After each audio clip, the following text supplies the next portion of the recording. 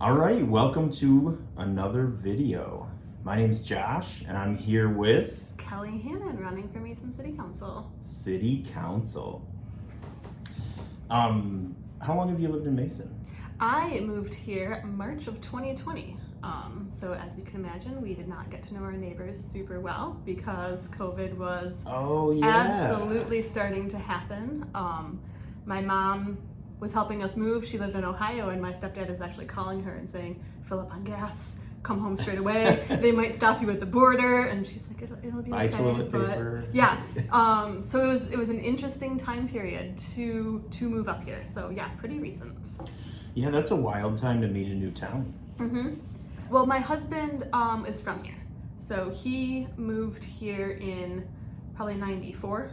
And he went, when he was 4 years old, he went through Mason High School and everything. So when we were looking to buy a house, we had a couple places that we were interested in, but he kept coming back and like trying to sell me Mason and like, you love the downtown and there's that bookstore, we can get ice cream and there's the brewery. So I think he kind of had his heart set on coming to his hometown, which I understand. And so we have 2 kids and the schools looked good. He told me great stories about his experiences here. So we did it. Yeah. Now you have a BS in human biology and a BA in English creative writing. Yes. So that's like scientist plus storyteller. Yeah. How does that combo shape how you'd read a city budget or explain a council vote? So I would say that one of the most interesting classes I took that wasn't the science side of things, because I did love the genetics and the immunology, was my statistics class. And I think that statistics tells you a lot about numbers and how they can work and the story that people want to tell with those numbers, because you can make things go either way. People will say, oh, don't walk at night, you don't want to be a statistic, but obviously there's 2 sides of that. So I think that looking at the budget, understanding how numbers work, what the graphs mean when you're looking at things, and understanding how the money flows, what you want to have in reserve if you can, is important.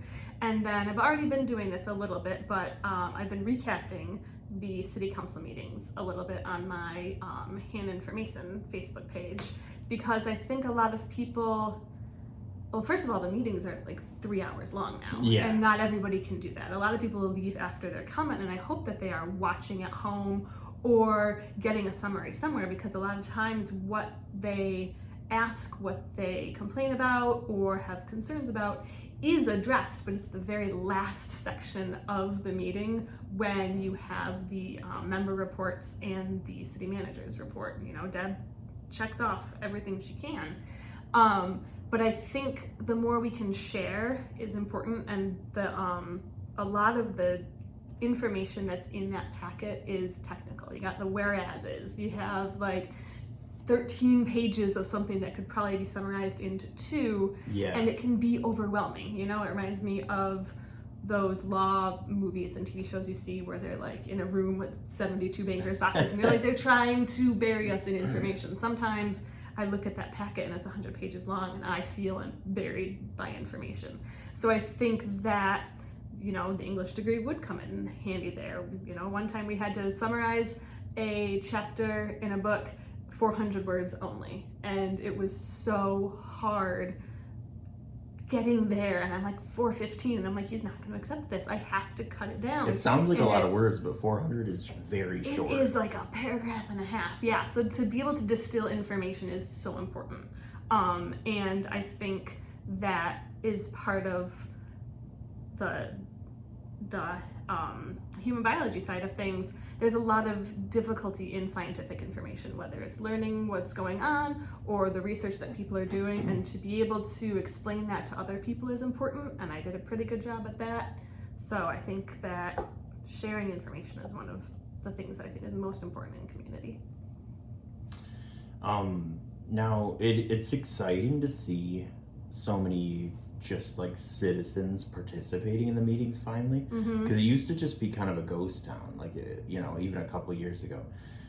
It is cool to see that, but like once everything's kind of over, whether everything's right now is about the data centers, Once all that's over, whether it happens or not, how would you kind of try to keep people participating in the meetings even after the hype is gone? I know you mentioned on your page that your dad is kind of the example of be the change you want to see. So you're getting involved. How would you encourage citizens of Mason to stay involved? It's not easy. So I cut my teeth in Mason with the school board.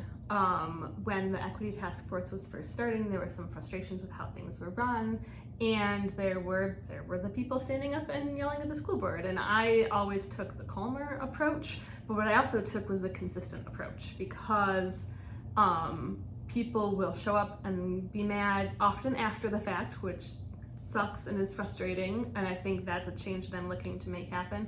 But then once their point is made and that one thing that they cared about is changed, crickets. I mean, there was school board members who would say, well, the parents want this, the parents want that, and I would sometimes dramatically, like, I'm the only one here, okay? And I will say the most valuable part of being the only one is that I got to know them and they listened. I mean, it's a lot like city council where you say your piece and they sit there stoically and you hope that they listen. But there was one point a couple of years ago where I made a comment. I had like 2 points I was making, and after the first one, Gary Kinzer, the superintendent, said, we're not supposed to do this because this isn't a back and forth, but we actually are working on that. We'll talk about it at the meeting tomorrow. And I was like, cool. And he could do that because I had made that connection that I was going to be reasonable, and he knew like what was going on. And I think the more people come, it's not just because it was only me in that room, but it's because I had been consistent about it. And if there are 5 or 10 people who are consistent also, I think that he would have allowed himself to do that, because he would know they're not all going to expect a response. They know the process of how this works, and they feel heard, so they can come here.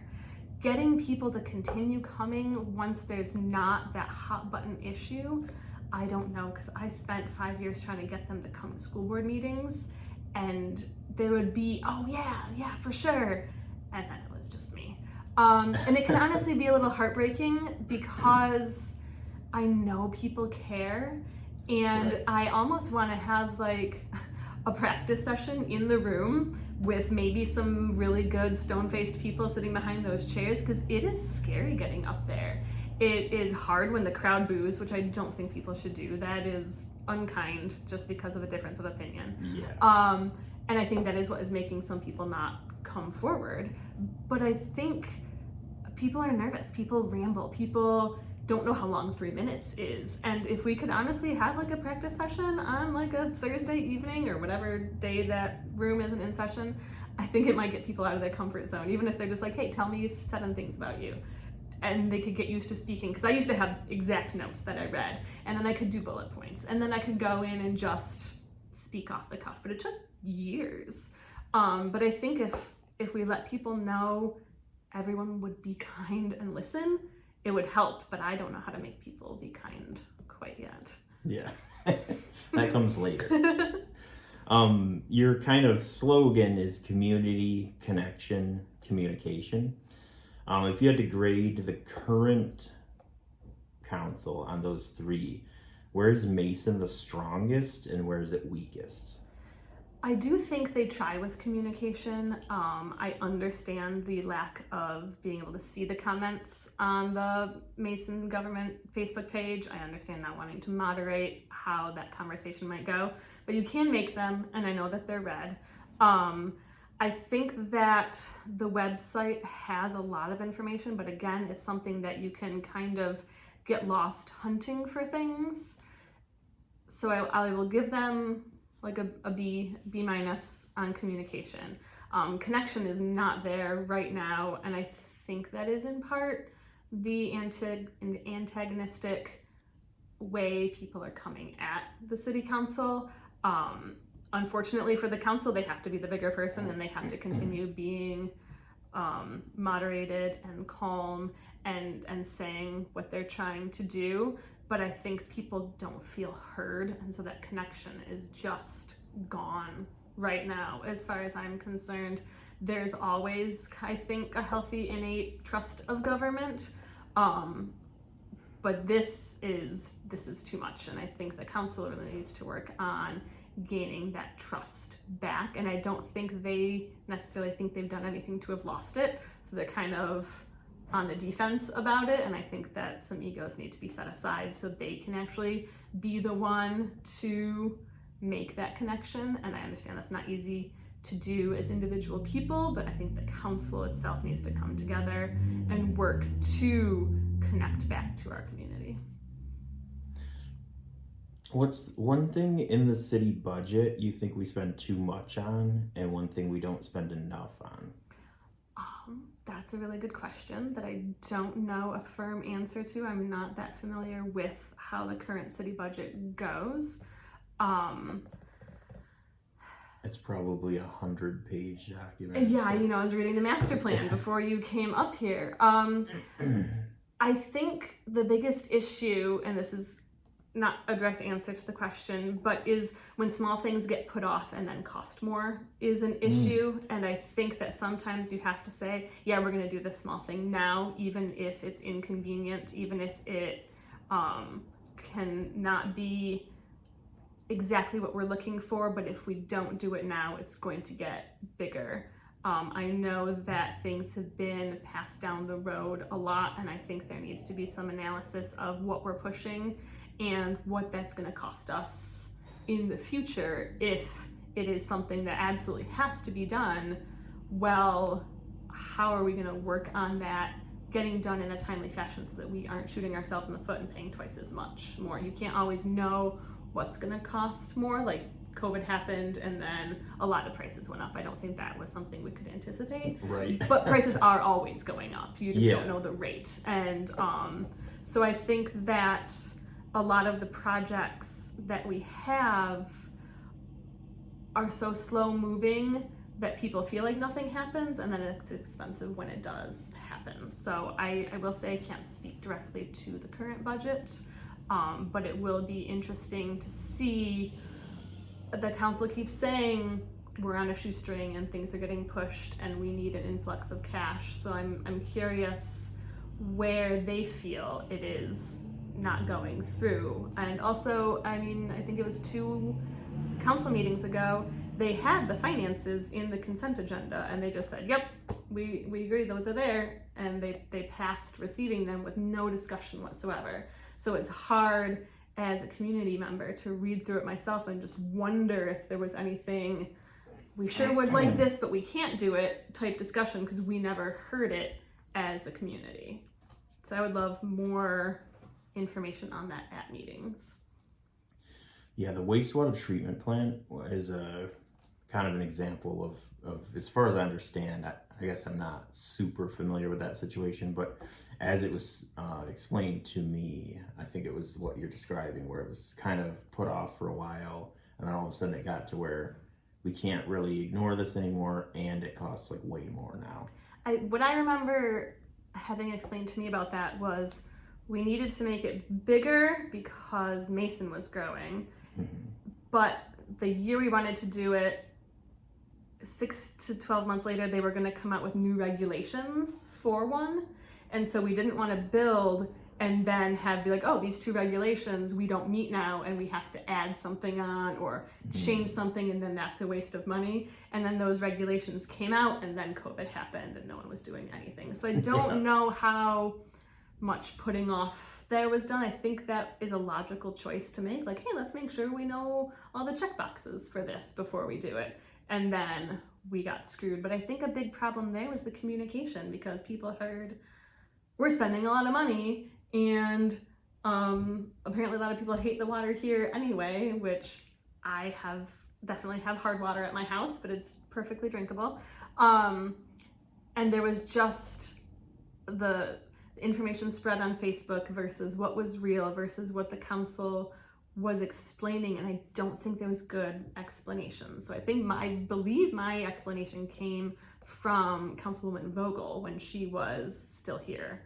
But that was from her 4 years ago, so I might not be remembering it perfectly, but yeah, it was and still is an ongoing situation here because we're still making sure that it followed all the processes and is going through properly.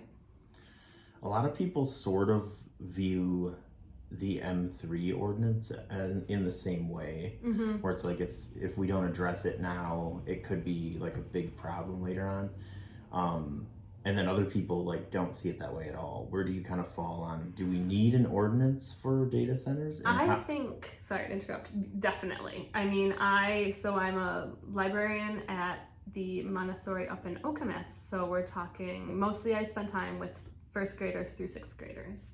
And we have to come up with rules for them before they make their decisions so that we can say, oh, nope, you can't do that. Don't throw balls over the fence. You know, we told you not to. So they can't be like, oh, we didn't know we couldn't throw balls over the fence. Right. It's like, it seems logical, but for sure, we can pretend you didn't know and that it's an acceptable thing to do, to throw balls into the neighbor's yard. So you do have to come up with sets of rules. I mean, that's what we do our first week of school back is say, hey, when do we want lunch to start? When do we want it to end? Who's going out to recess? What time are they going to get there? Can the kids play gaga ball this year? Are we going to let them play soccer, or do they have to come up with rules on their own? Or are we going to come up with, these are the rules for soccer here? You know, like I've watched them play basketball and they grab the other kid and they're yanking on them and I say, whoa, you can't do that. And they say, it's okay in the NBA. And I'm like, we are outside with one ball or one hoop. This is not the NBA.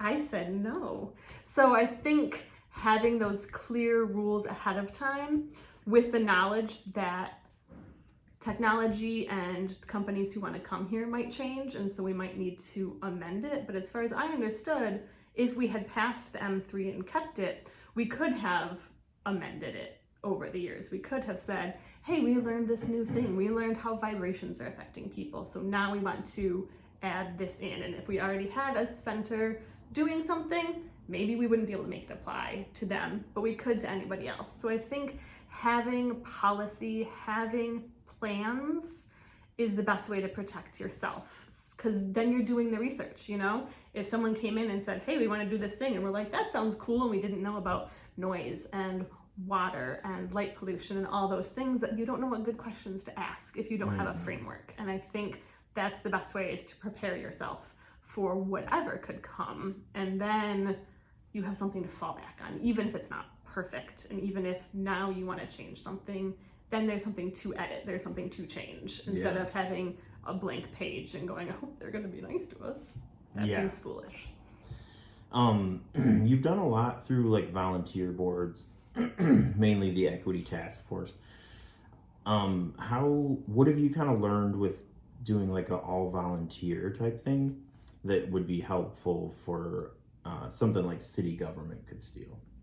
I think the biggest thing I've learned from being on the Equity Task Force and on the Mason Public School Foundation is that the people volunteering to do good in their community are the people who are already volunteering to do good in their community. Yeah. I mean, there's people on the foundation who are also doing like the Optimist Club, and are also selling those little rubber ducks for is that Kiwanis? I can never remember. I think so. But they're all, oh, well, I volunteer here, and oh, I'm doing this community thing here. So I mean, you have that core set of people, and once they're tapped out, it's only so much that one person can do. And so trying to find those connections of other people who can help too, like, oh, I can only be on one board, like, great, that's one. Or like, my neighbor is a little bit interested, what can we do to maybe get them on board? And then maybe they don't want to be on anything else, but that's one. So I think if we can tap into the community members who have a specific thing, like there might be someone out there who really wants Rainer Park to look a certain way. And if we can tap into them for their knowledge, their interest, that can become an expert, or someone who might be like, well, I can go talk to my neighbors and find out and come back to you. And so I think that the people on city council are also essentially volunteers. I mean, I think they get paid per meeting. I think it's like $50. So as far as I'm concerned, that's a volunteer position. And you're doing more than just showing up at that meeting also. One would hope you're talking to people, you're answering emails, you're reading that packet, you're Googling what words and phrases mean because you don't speak lawyer. It's a lot of time, and I think respecting that time and that those people are also probably involved in other community volunteer aspects is important. And being able to find new people to bring in, even if they are on council. We have other boards. We have the ethics board, we have the zoning board, we have the planning commission. Recognizing all of those different aspects and how they work together is going to be important, because no one person has to do it all, but we do need to figure out ways to get people involved and see what's going on. I think 3 boards have open vacancies right now, and I feel like city council is like I'm gonna run for that, I'm gonna do that. But those boards are doing so much quiet work in the background that needs to be recognized more often. So I think that as I've worked in the community, I've seen what people want to do. People come out to our Pride picnic every year. It's getting bigger and bigger. People come out to the gala every year. They have a lot of fun. So tapping into those people and getting them to do things for the city also, I think would help make them feel involved. Like the person who bids $20 on a silent auction item is doing great work, and that's exactly what we need, is more people to do those small things and recognize that they are helping as well. Even if they're not on the board, they're not on the council, they're doing something that helps those people get done what they need to do. Yeah, I will say what you're saying is definitely correct, because even trying to schedule these interviews with people running for city council, or people that are already on city council running for re-election and stuff, it's really hard to lock down a time when they can actually do something, because they're in so many different things. Like, that night doesn't work because I'm doing volunteering here or there. So it is true, people stay busy around here. You mentioned that your voice is heard at the school board meetings. What's one thing you'd maybe change or recommend with city council if you got elected, that would help people feel like showing up is worth it?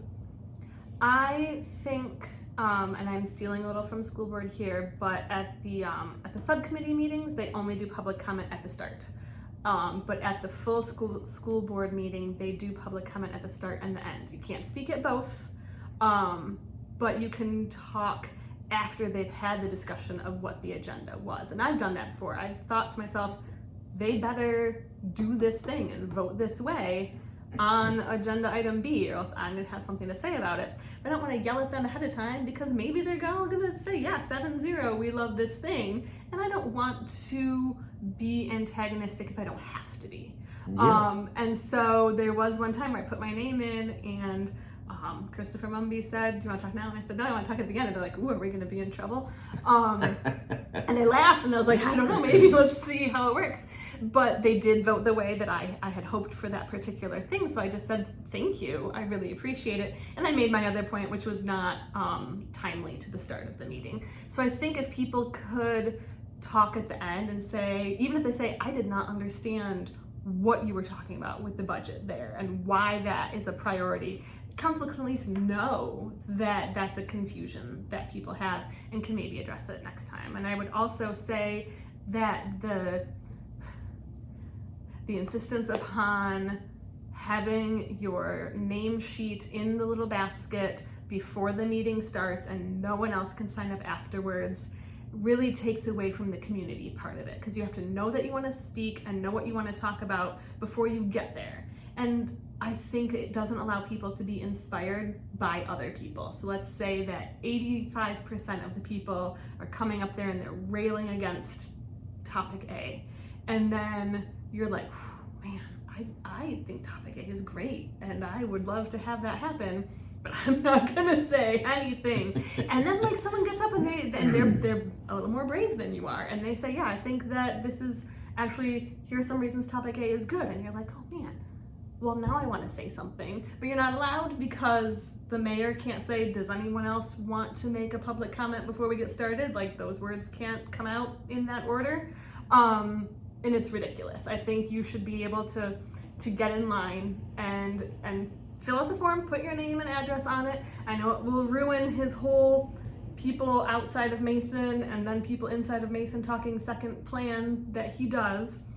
But I think not allowing people to be inspired by each other is a ridiculous way to limit who wants to talk. I have definitely been in the position, I think it was actually Sean Sodman got up and said something one time and I was like, all right, I'm gonna do that too. And then I would hope that Sean was like, thank God I'm not alone. Someone else thought that same thing. Yeah. And that can make community grow and that can share things. But right now it's all yelling on one topic and it's hard to be the dissenting voice.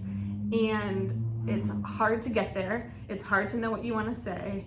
It's hard to stand up in front of everybody, even if they're all going to agree with you. My heart still goes faster, and I'm waiting for my name, and then what are they going to do, and I hope I don't fall. All of that is there, and they're adding a barrier unnecessarily, and I hate when people put up barriers that don't need to be there. Because why? Why don't you want to hear more people? Because that's what they're saying. They're saying we don't want to hear anybody who's a little nervous or 5 minutes late, and that's ridiculous in my opinion. A couple of these were submitted in the comments. I asked for some questions. Do you feel, this one's kind of lengthy and I think there's like a couple questions in here, but do you feel all people should be heard in this area? Is it important to include all views from people living in the 48854 zip code and not just people who reside inside the city limits? Are you willing to have an open dialogue with all the people to hear and listen to their voices? And I'll stop there. Okay. Yeah, I hate the way we have represented by the body, not represented by the body, resident, non-resident. The council knows because they have the addresses, so they can know who is in and out, as it were. I understand that the people who don't live in the town of Mason didn't vote for city council. They can't. That's the way city limits work. But I do think that your neighbors' voices are important. You know, if you think about just a neighborhood and there is a house that maybe has loud parties every night, like, you're affected by that even if you're not in that house. And you should think of your neighbors and be considerate when you're doing things. And I think that it further divides the people in the audience. And I think right now it's a forced division that's not working and is just making people more angry at the council unnecessarily. It could be an easy removal from the system. Mayor Whipple, I believe, said that he needed all of the boards to do the same protocol and that it's really important on like the property commission, I think, to know who is and isn't a resident. But I feel like that is just the thinnest of reasonings. I think that everyone's voices should be heard.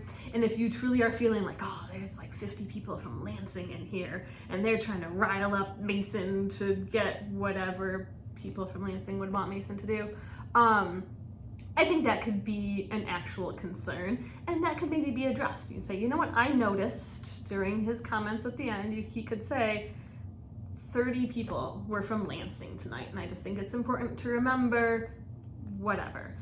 But I think that in the moment, the resident, non-resident, the dividing it up into two distinct sections is unnecessary. I think that people are affected by what their neighbors do, and they should be able to say, hey, neighbor, please don't, please stop. Or, yeah, we think this would be great, like, please do it. This would benefit me, this would be wonderful. I think that there's opportunity there to be just respectful and kind. I don't think it would hurt to do that, especially since the people voting yay or nay will know who is from where. We could all get our street names down as far as what the boundaries are then, but it just doesn't seem like the current technique is what a group of people who say, hey, we really value the voices of our citizens would do. Did I answer both parts of that? Yeah, okay. I think so, yeah. What is your opinion on NDAs? I think that most of the time they protect the person who is asking someone else to sign. I think, if it's an employer who wants their intellectual property protected, it's totally understandable. I know that the city refused to sign one with the current prospective data center people, and that's part of why we don't know the company that's supposed to be behind it, because they're like, okay, if you don't want to sign an NDA, you just don't get all this information, which is kind of how they work. That's the other side of it, is if you're not going to sign one, you get stuff withheld from you.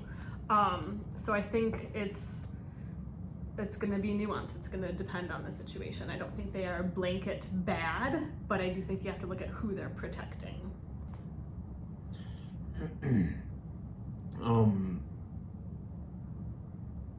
Have you ever visited a data center campus? I have not.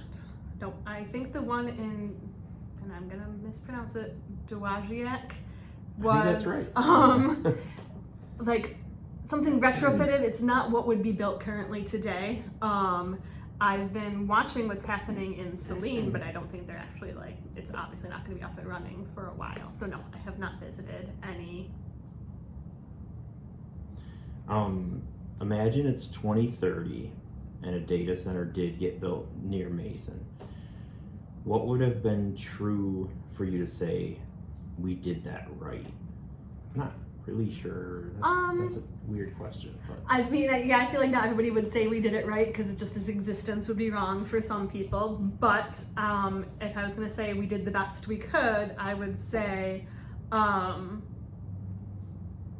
trees to block the sound and the view, because it's going to be ugly. It just is. And a lot of people, when we were buying, our realtor said, and look at this view. Can't you imagine waking up to this view every day? And it was a cornfield, and I thought to myself, not for me. I prefer trees, but right now those people do have a cornfield, and I bet some of them absolutely do love looking at that and just thinking what agriculture has done for our society and this community. So I would say trees to block the sound and the view, a strong noise ordinance, and if the company does break one of those things, it has to be more than a monetary fine. I believe Deb said we could cut off electricity to them if they're using the city's grid. If they don't follow the rules, I would need strong motivators for them to not just say, it's not a fine, it's a fee. I need them to say, that's too rich for our blood, and we will do right by this community. I also would love if we would have one data center per 10,000 people or something like that. So hey, recognize we're small and we don't need to be surrounded by this. I said I was reading the master plan before you came up today, and the land use section talked about the green belts around us and how wonderful and beautiful it is, and we're interrupting that with what is decidedly not green, not agriculture, and we need to take note that that is going to affect what people see and hear and think of for Mason, and it needs to be limited. So just protections in place to stop it from us being surrounded by more of the same. You mentioned early on that you kind of plan to explain the council decisions and choices, breakdown data and stuff. What does that look like in practice? Excuse me. Would it be like a newsletter type thing, something on Facebook or TikTok? I think it would probably start on Facebook, because that's where I am right now, and I know that's where a lot of people get their information, however correct it is. And then, so a lot of people are on Facebook, it's true, but not everybody is, and you need to be able to reach the most people you can. I believe we have posted on the Mason City website, and then they post on Facebook, kind of and I don't know if it's quarterly or monthly, but what the city is doing type stuff. Yeah. I think those could be run through a marketing department. I think there could be better explanations. I don't know how well postcards being sent out would work, but I know that the schools have, I think it's the Mason Keynote is what it's called, and I think that's quarterly, that sends out information. So yeah, if we could get postcards into people's home, Facebook posts onto their phones, and something else, maybe bestsellers, or people in the square could have information, a little poster, a little this is what's going on. But just, I think we need to think outside the box, and if that doesn't work after 6 months, all right, scrap it, we'll do something else. But I think we have to, at this point, throw ideas at the wall and see what sticks. And if some of them are silly, and some of them are ridiculous, and some of them don't work, that's okay. Honestly, if people see that you're trying, I think they'll start to try too, and then we can all come together. But right now, people don't think that the city is trying, and they're mad about it, and why should I have to dig?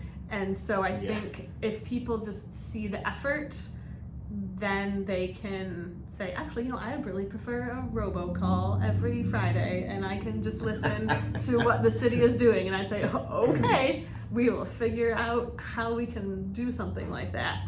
But I think just at this point, just try things, try all the things, and see what's going on with it. You might even have some volunteers in the community to help with that, so it doesn't have to be a heavy budget line item. Yeah, absolutely. Is there an issue, a Mason specific issue, that doesn't have anything to do with data centers that you think is kind of getting drowned out right now? Whatever is happening at Rayner Park, I think, could have more involvement. Rayner Park is open. Rayner Park is climbed open. a tree there. I drove by and saw the pond covering of a nice green color happening. I think explanation of a lot of what's going on there and why. I know someone said something about the fairgrounds maybe misusing the area years ago, and now we're recovering from that. So I think those small development and fix programs that we're trying to do have not been heard about, or people have hearsay.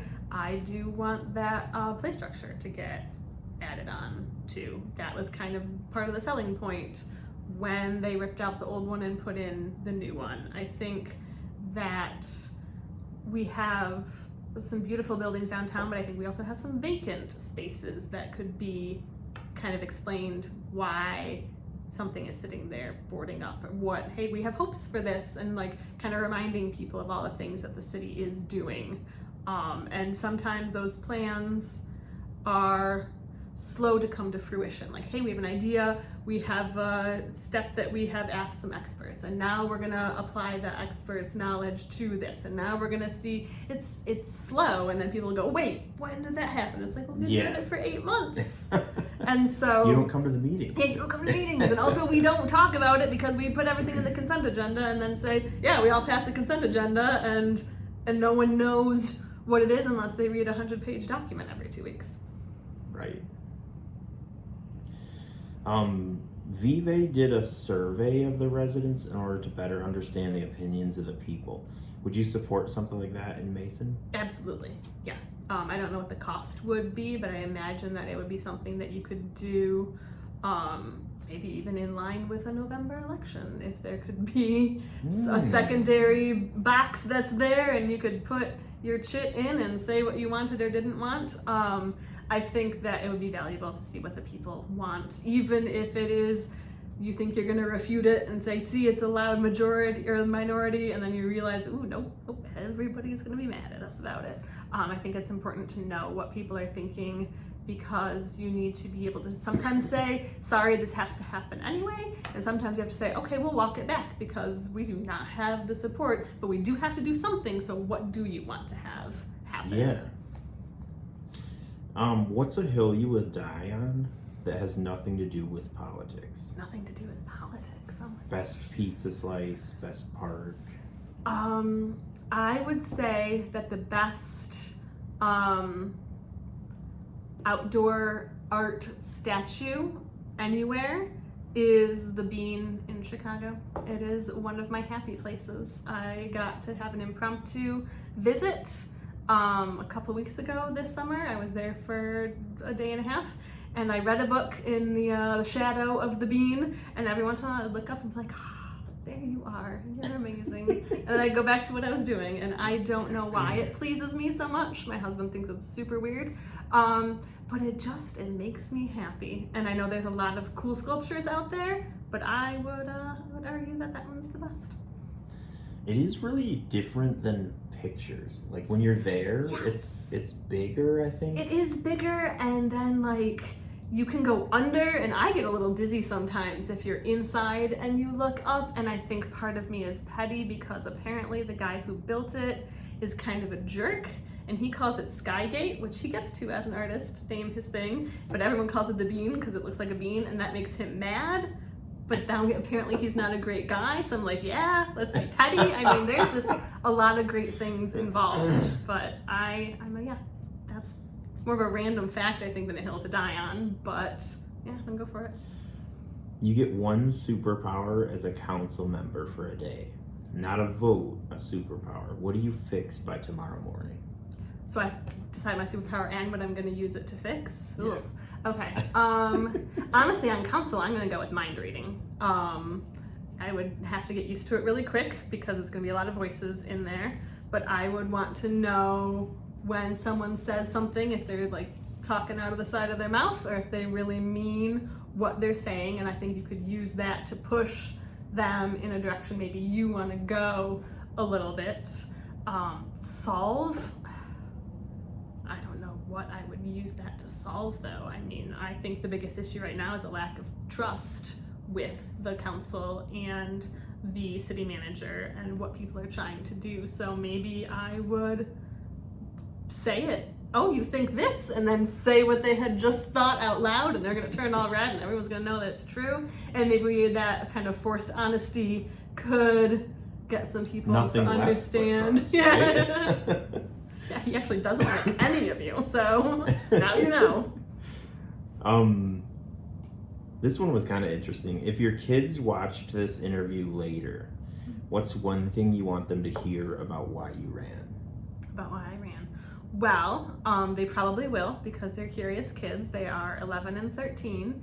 And I think that I would tell them that I'm just trying to be the change I want to see in the world, which they already know because I'm part of the Equity Task Force. I'm part of the Mason Public School Foundation. You know, I'm the reason they have a climbing wall at Steele. I think they used some of that money for that 1 year. And I think that I would want them to know that my time spent away from them is always chosen on something that I think has a high value. Because when I go into my office to have the Equity Task Force meetings, when I go to City Hall to have the foundation meetings, I'm not with them. And I'm only gonna choose to be away from them when it's something that I think will benefit them. And I think that me being on City Council can make the city that they are currently being raised in a healthier place for us all to be. And is that sort of your pitch, like your door pitch, if you're collecting signatures or whatever, or campaigning? Yeah, so when I was getting signatures, I mostly told people that I wanted to increase communication. I wanted people to know what was going on and not have to figure it out themselves what something means or why something did and do all of that digging. So I would say in part it is similar, but it's not quite the exact same thing. I think the main pitch that I've got going on is letting people know that I value their voice. I know how it feels to have your voice heard when you're in that room, and that it can feel empowering. It feels like you care. I mean, there's been decisions that the school board made that I had made multiple public comments saying, don't do it, this is why, don't do it. And they said, we're gonna do it.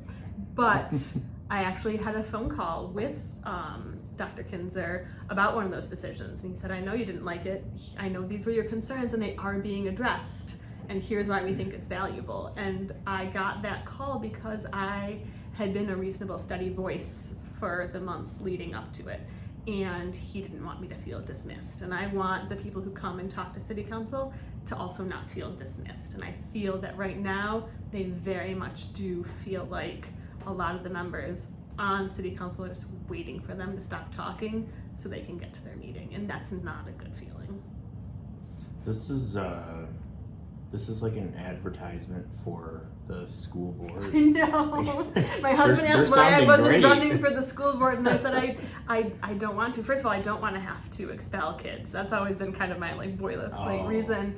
But really, I think they're doing a great job, and I think city council is struggling, and I want to be where the struggle is and make improvements, not sit on a board that I think is doing well. I already sit on the Mason Public School Foundation, and they're doing really well. So I'm happy to help contribute with that. But this, I want to be in the fray. Absolutely. Mason loves its welcoming small town feel. As the city grows, what's one specific tradition, place, or habit we have to be intentional about protecting? I would say all the times that we shut down these streets, Jefferson and Ash, I think Maple, and then, I don't know that one. And celebrate, whether it's Sun-Dried, whether it's Craft Fair, whether it's Witches on the Town.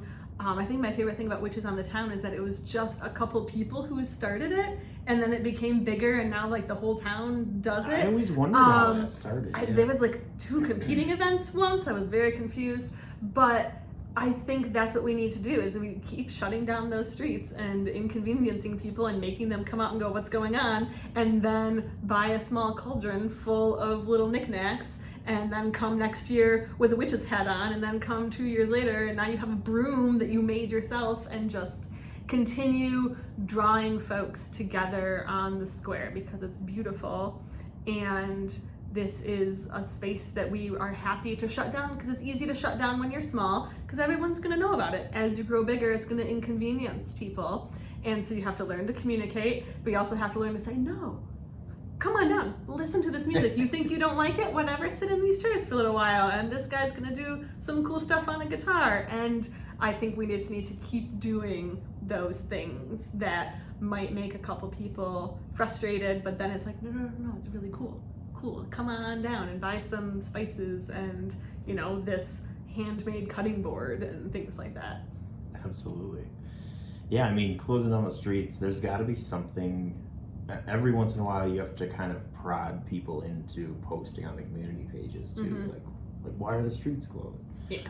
My drive took 20 extra minutes. Mm-hmm. Yeah, people were upset when we finally had the fireworks and everyone's mad about how long it took to get out. I was like, oh my god, come on, let's be nice. Let's appreciate all the traffic we don't normally have in Mason. Getting here, I had to turn left, and I was like, why are there 5 cars? It's like, oh right, okay, they're gone now, and it's fine. This one, there's a couple here that are like kind of obvious, but I said I would ask them.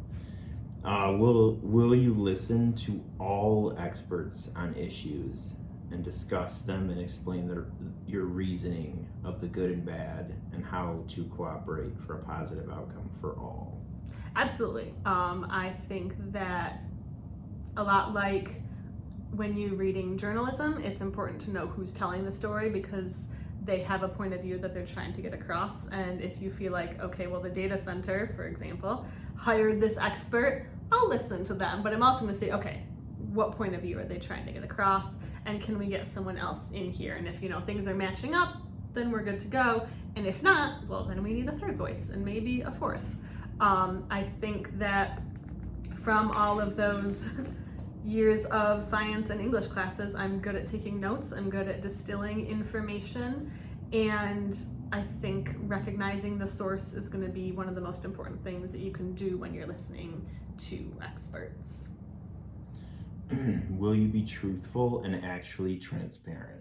I will be transparent. I feel like there are so many times where the city council has said, we just couldn't tell you yet, and we couldn't do that yet. And I do wish that there was an explanation as to why.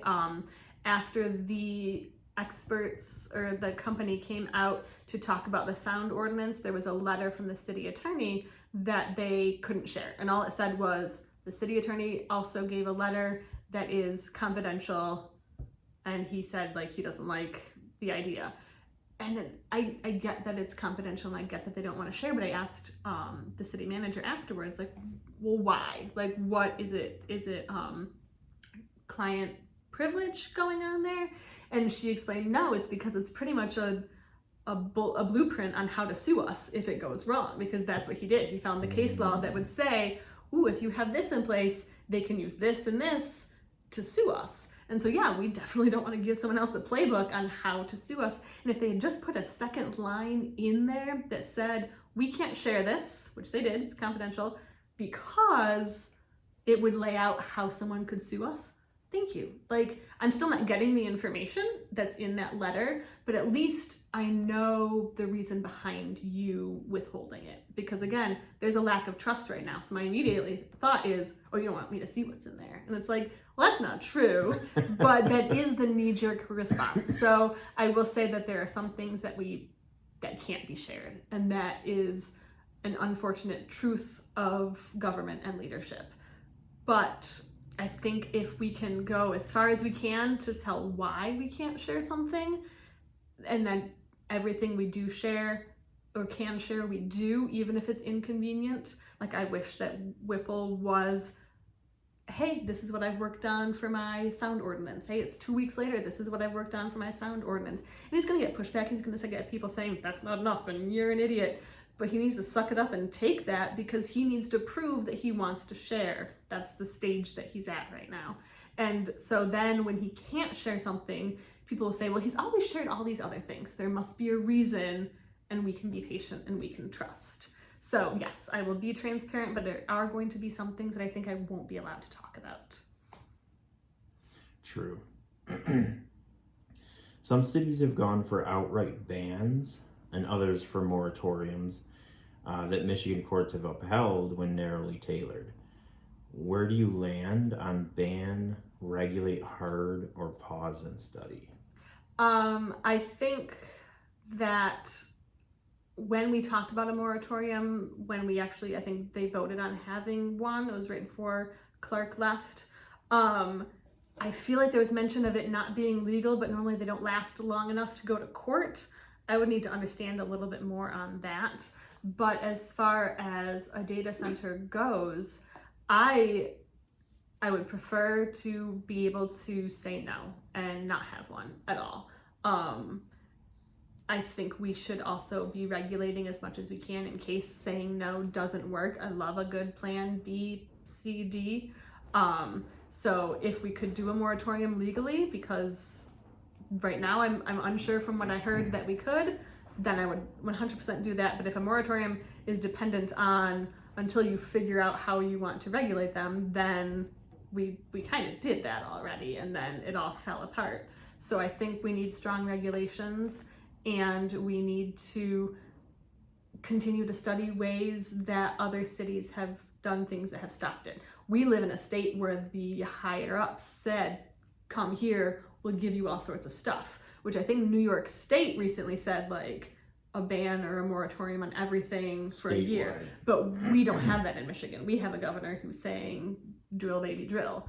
And so we're stuck with the smaller, less well-educated, less financially sound groups like Mason and Saline Township to say, no, thank you, please. And then they get steamrolled. And I don't want what happened to Saline to happen to us. So I think we have to tread carefully and know what our local laws are all about as we do that. But if we could craft something that makes us not exclusionary in our zoning, but also not favorable enough to come here, that would be the line that I would love to be able to walk. Well, I appreciate your time. Yes, and thanks for doing this. Yeah. All right.